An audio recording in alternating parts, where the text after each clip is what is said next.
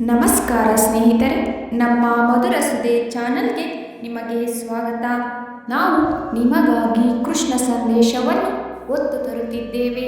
ಇಂದಿನ ಕೃಷ್ಣ ಸಂದೇಶವನ್ನು ನೋಡುವ ಮೊದಲು ಯಾರೆಲ್ಲ ನಮ್ಮ ಚಾನಲನ್ನು ಹೊಸದಾಗಿ ವೀಕ್ಷಿಸುತ್ತಿದ್ದೀರಿ, ನಮ್ಮ ಚಾನಲನ್ನು ಸಬ್ಸ್ಕ್ರೈಬ್ ಮಾಡಿಕೊಳ್ಳಿ. ಹಾಗೆಯೇ ಬೆಲ್ ಬಟನ್ ಒತ್ತುವ ಮೂಲಕ ನೋಟಿಫೈ ಆಗಿರಿ. ಇಂದಿನ ಕೃಷ್ಣ ಸಂದೇಶವನ್ನು ನೋಡೋಣ. ಅನುಮಾನ ಪಡುವ ವ್ಯಕ್ತಿಯ ಸ್ನೇಹ ಮಾಡಬಾರದು. ಅವಮಾನ ಮಾಡಿದ ವ್ಯಕ್ತಿಯನ್ನು ಮರೆಯಬಾರದು. ಅಹಂಕಾರ ಇರುವ ವ್ಯಕ್ತಿಯ ಹತ್ತಿರ ಸುಳಿಯಬಾರದು. ಸನ್ಮಾನ ಮಾಡಿದ ವ್ಯಕ್ತಿಯನ್ನು ಸ್ಮರಿಸದೇ ಇರಬಾರದು.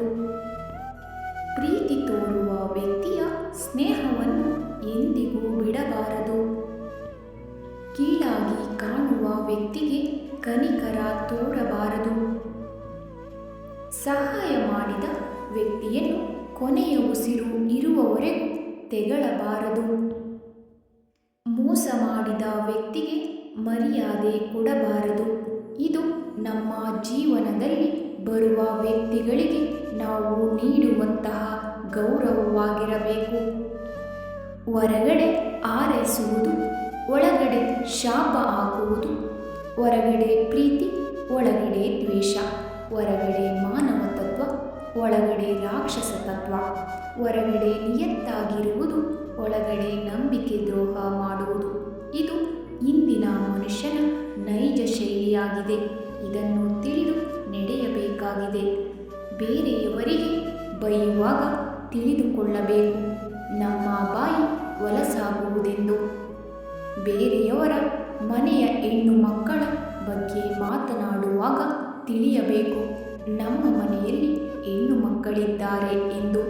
ಬೇರೆಯವರ ಜೀವನದ ಬಗ್ಗೆ ಮಾತನಾಡುವಾಗ ತಿಳಿದುಕೊಳ್ಳಬೇಕು, ನಾಳೆ ನಮ್ಮ ಜೀವನದಲ್ಲಿ ಏನಾಗುತ್ತದೆಯೋ ಎಂದು. ಬೇರೆಯವರ ಮೇಲೆ ಸುಳ್ಳು ಆಪಾದನೆ ಹಾಕುವ ಮುನ್ನ ಯೋಚಿಸಬೇಕು, ಸತ್ಯಕ್ಕೆ ಯಾವಾಗಲೂ ಜಯ ಸಿಗುವುದೆಂದು. ನಮ್ಮನ್ನು ನಾವೇ ಬುದ್ಧಿವಂತರು, ಧೈರ್ಯವಂತರು ಎಂದುಕೊಳ್ಳುವುದಕ್ಕಿಂತ ಮುಂಚೆ ತಿಳಿದುಕೊಳ್ಳಬೇಕು, ದೇವರು ಎಲ್ಲರಿಗೂ ಬುದ್ಧಿಶಕ್ತಿಯನ್ನು ಕೊಟ್ಟಿದ್ದಾರೆ ಎಂದು. ನಾವು ಅಹಂಕಾರವನ್ನು ತ್ಯಜಿಸಬೇಕು. ಎಲ್ಲ ಒಳ್ಳೆಯದೇ ಆಗುತ್ತದೆ. ಭಗವಂತ ಜೊತೆಗಿದ್ದಾನೆ. ಧನ್ಯವಾದಗಳು. ನಮ್ಮ ಪ್ರಯತ್ನ ನಿಮಗೆ ಇಷ್ಟವಾಗಿದ್ದಲ್ಲಿ ನಮ್ಮ ವಿಡಿಯೋಗೆ ಒಂದು ಲೈಕ್ ನೀಡಿ. ಹಾಗೆಯೇ ನಮ್ಮ ಚಾನಲನ್ನು ಸಬ್ಸ್ಕ್ರೈಬ್ ಮಾಡಿಕೊಳ್ಳಿ.